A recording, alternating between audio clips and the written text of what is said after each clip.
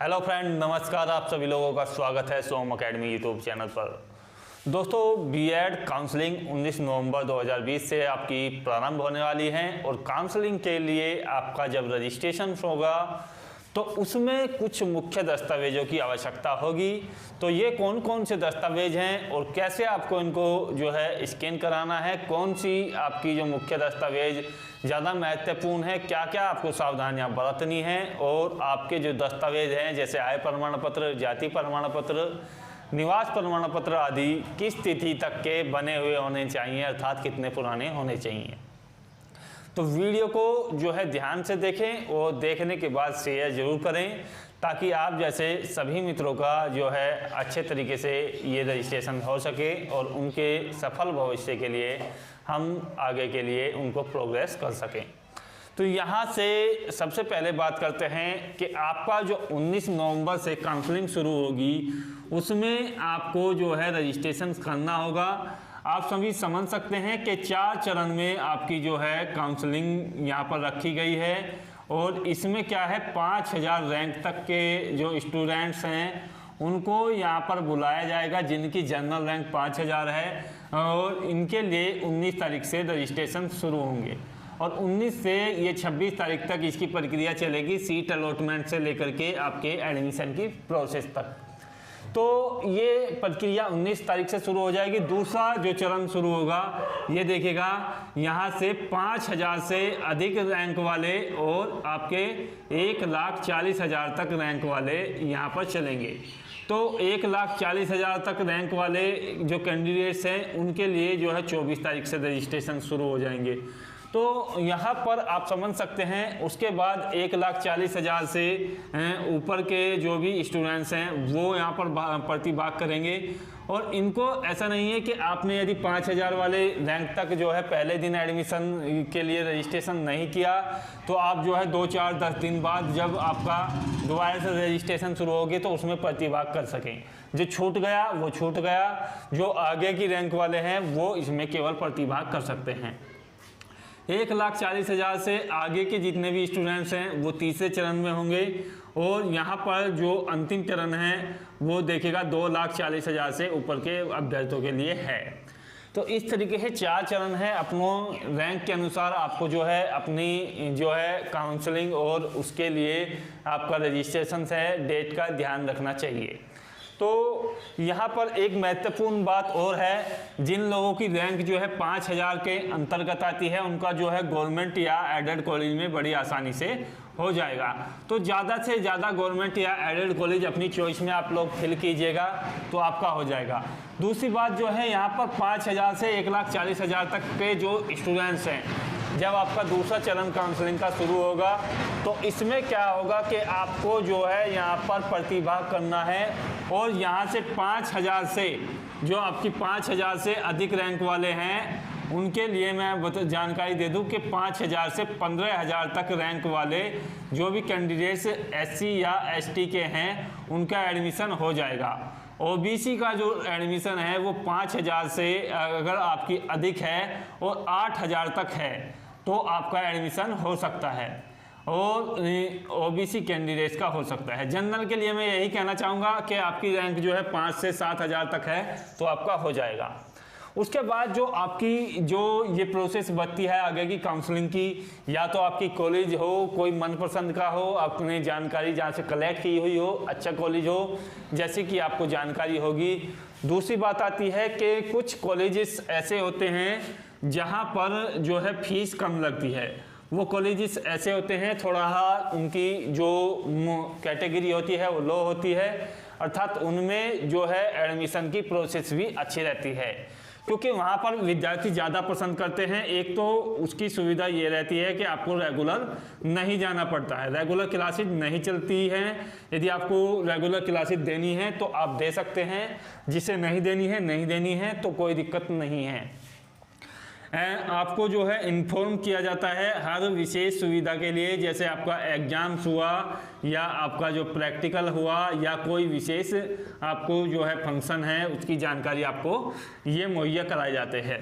तीसरी इनकी जो फीस होती है वो थोड़ा कम होती है और फीस जो है लगभग 60,000 रुपये के आसपास होती है।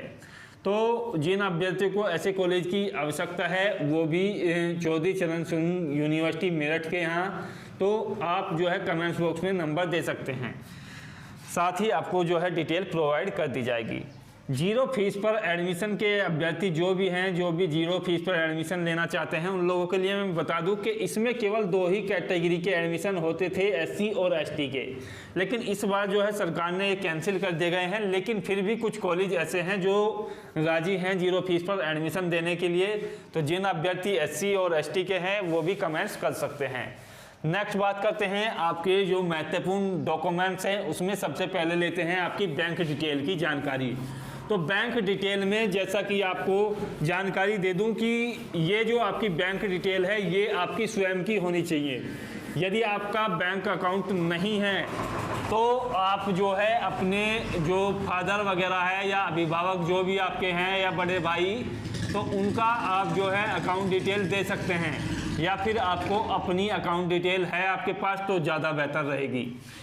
तो इसमें क्या करना है, आपको जो है अकाउंट्स अपना नंबर सही देना है। और यहाँ पर आपकी जो काउंसलिंग की फ़ीस है 5,000 रुपये, 5,000 रुपये आपकी काउंसलिंग की फ़ीस है। ये आपकी जो है 750 रुपये काउंसलिंग के लिए आपके लिए जाते हैं जो फीस है।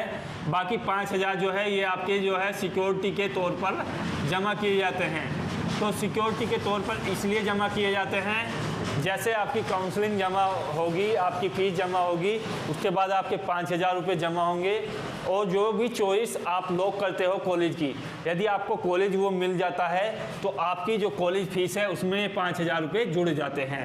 यदि आपको आपका मनपसंद कॉलेज नहीं मिलता है, जितनी भी आपने डिटेल भरी है, और आप जो है कॉलेज में किसी भी कॉलेज में एडमिशन नहीं ले पाते हैं क्योंकि आपको कॉलेज नहीं अलॉट हुआ है, तो उस रीजन में ये जो फीस है आपकी अकाउंट में वापस आएगी। जो भी अकाउंट डिटेल आप अपनी भरोगे उसमें ये फीस आपकी वापस आएगी। तो ये डिटेल आपको जो है महत्वपूर्ण तरीके से अपनी देनी है, चाहे अपने जो संबंधी हैं उसकी, जिसकी जानकारी आपको विशेष रूप से हो, और या अपनी आपका स्वयं का अकाउंट हो तो ज़्यादा बेहतर रहेगा। निवास प्रमाण पत्र के बारे में यदि आपको जानकारी दे दूं कि यूपी के जो निवासी हैं वो अपना निवास प्रमाण पत्र जो है यहाँ पर जमा करेंगे, और ये जो है 2010 के बाद का बना हुआ होना चाहिए। अर्थात 2010 के बाद आपका कभी बना हो, कोई दिक्कत इसमें नहीं है। नेट से वेरीफाई होना चाहिए, नेट पर इसका एक वेरिफिकेशन निकल जाता है, तो आप उसको जो है इसका अपना निवास का नंबर डाल करके देख सकते हैं। यदि आपका वेरीफाइड है तो आपको कोई दिक्कत नहीं है। एप्लीकेशन फॉर्म जो आपने भरा हुआ है, या आपका एडमिट कार्ड जो था, जो एंट्रेंस के लिए आया था, या आपका जो आपने रिजल्ट देखा है उसमें रैंक आपकी दर्शाई गई है, नंबर आपके दर्शाए गए हैं, कोई सी भी एक चीज़ आपके पास होनी चाहिए। ऐसा नहीं है कि तीनों आपके पास होनी चाहिए। काफ़ी के रजिस्ट्रेशन नंबर खो चुके हैं एडमिट कार्ड, क्योंकि समय काफ़ी बीत चुका है। तो कोई सी भी एक चीज़ यदि आपके पास है तो कोई दिक्कत नहीं है, क्योंकि यहाँ से आपका जो है रजिस्ट्रेशन नंबर उठाया जाएगा, रोल नंबर उठाया जाएगा। तो एक चीज़ आपके पास कम से कम होनी चाहिए। नेक्स्ट बात करते हैं 10वीं 12वीं और ग्रेजुएशन। 10वीं 12वीं और ग्रेजुएशन के जितने भी आपके जो अंक पत्र हैं वो आपके लिए चाहिए होंगे, और आपके पास यदि 10th के अंक पत्र के साथ साथ सर्टिफिकेट है तो भी आप ले सकते हैं, 12th का है तो भी आप ले सकते हैं। ग्रेजुएशन का सर्टिफिकेट की कोई आवश्यकता नहीं है, डिग्री की कोई आवश्यकता नहीं है, केवल मार्कशीट आप लोगों के लिए चाहिए होंगी। तो यदि जिन लोगों ने पीजी से भरा हुआ है वो पीजी तक की अपनी मार्कशीट रखेंगे, और इसमें केवल ग्रेजुएशन की फाइनल ईयर वाली मार्कशीट ही काम कर जाएगी। ऐसा नहीं है कि प्रत्येक वर्ष की आपको अलग अलग रखनी है। आधार कार्ड आपके पास होना चाहिए। यदि आधार कार्ड नहीं है किसी भी रीजन से, तो कोई सी एक आईडी ऐसी होनी चाहिए गो सरकार से मान्यता प्राप्त हो, अर्थात सरकार जिसको वेरीफाई करती है, ऐसी गवर्नमेंट आईडी आपके पास होनी चाहिए। तो इसमें कोई विशेष आवश्यकता नहीं है कि आधार कार्ड ही आपके पास हो, लेकिन आधार कार्ड की मान्यता कुछ ज़्यादा है। तो आधार कार्ड हालांकि सभी के पास है, तो इसमें कोई प्रॉब्लम आपको आनी नहीं चाहिए। यदि आधार कार्ड के नाम वगैरह, डेट ऑफ बर्थ वगैरह या किसी भी चीज़ में कोई दिक्कत है तो आप की आईडी ना लगाएं, क्योंकि यदि आपकी 10th की जो भी डेट ऑफ बर्थ है उसी के अकॉर्डिंग यदि आपके पास कोई आईडी है तो उसको आप जो है आईडी प्रूफ के रूप में लगाएंगे। जाति प्रमाण पत्र और आय प्रमाण पत्र। देखिएगा, आय प्रमाण पत्र और जाति प्रमाण पत्र 3 वर्ष के अंतर्गत आपका बना हुआ होना चाहिए। आप समझ सकते हैं, यदि आपका 2017 का बना हुआ है तो वो आपका चलेगा। 2017 के बाद का आपका बना हुआ होना चाहिए, उसमें कोई प्रॉब्लम नहीं है। जाति प्रमाण पत्र की यदि बात की जाए तो जाति प्रमाण पत्र आपका कितना भी पुराना हो, लेकिन इतना ज़्यादा पुराना ना हो कि बार बार सरकार जो संशोधन करती है विशेष जातियों के लिए वो आपका ना हो। कम से कम 5 वर्ष तक आपका ये वैलिड रहता है, तो आप ऐसा ही अपना सर्टिफिकेट लगाएंगे कास्ट का जो आपका ज़्यादा पुराना ना हो। 5 फोटो आपको तैयार रखने हैं पासपोर्ट साइज छोटे वाले। तो पासपोर्ट साइज 5 फोटो ये तुरंत भी आपके बन जाते हैं, इसमें ज़्यादा कोई बड़ी प्रॉब्लम नहीं है।